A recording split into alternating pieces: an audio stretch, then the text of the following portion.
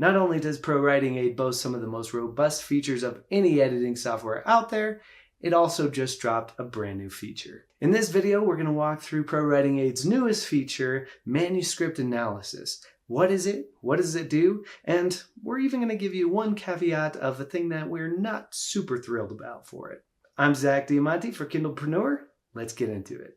We recently did an in-depth review of ProWritingAid, talking about a bunch of the features we love and some that we didn't really love in this powerful online proofreading and editing software. So if you'd like to see that, make sure to check out our recent video. But manuscript analysis is so new and intriguing, we didn't even get to talk about it in that video, so we made this one. So what is ProWritingAid's manuscript analysis anyway? This new feature dissects your entire book, not just individual chapters or blocks of text, and shows you what's working, what's not, and how you can improve without vague, wishy-washy suggestions. As it breaks down the book, the data is divided into 5 critical areas: about my story, narrative themes, plot and structure, characters, and setting. Then it gives you clear, actionable feedback with a color-coded system that pinpoints exactly where you need to improve, down to the chapter, plot hole, or inconsistency. Now you might be thinking, that's pretty crazy.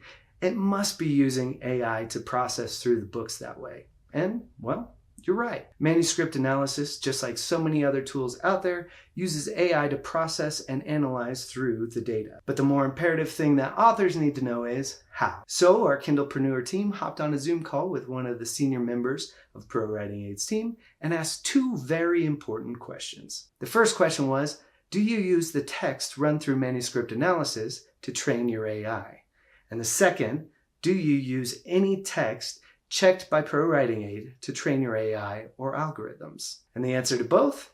No and no, thankfully.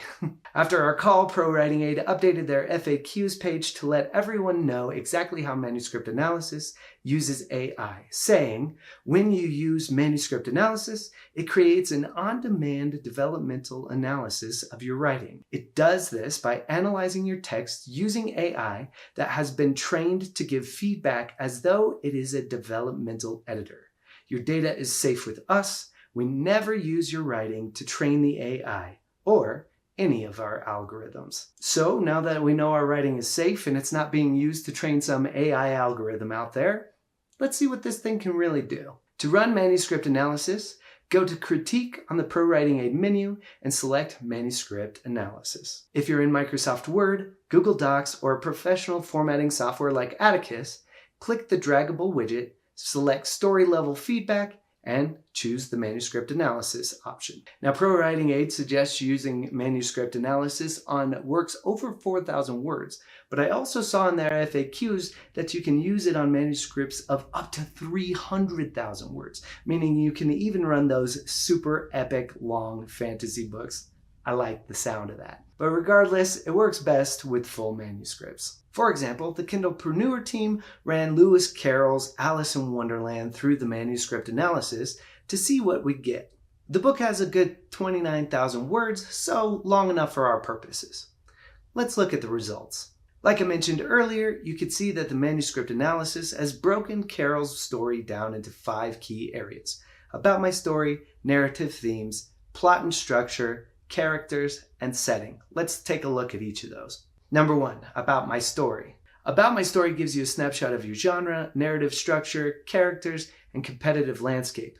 Think of it as a quick, high-level summary of your book. This area touches on plot outlining, themes and motifs, setting, character breakdowns, and a really cool thing, competitive landscape. This gives you an idea of where your book might fit in the market. If you're having trouble pinpointing exactly where your book fits, this could help a lot. The second section is narrative themes. This section highlights themes that appear in your story, tells you where they show up in your book, and flags any that need refining. You can see here that Carroll's classic book has a few, and see how manuscript analysis identifies them as working well or ones that may need a little more attention. The third section is plot and structure, and this highlights the plot points that are working well in your story and those that could be better.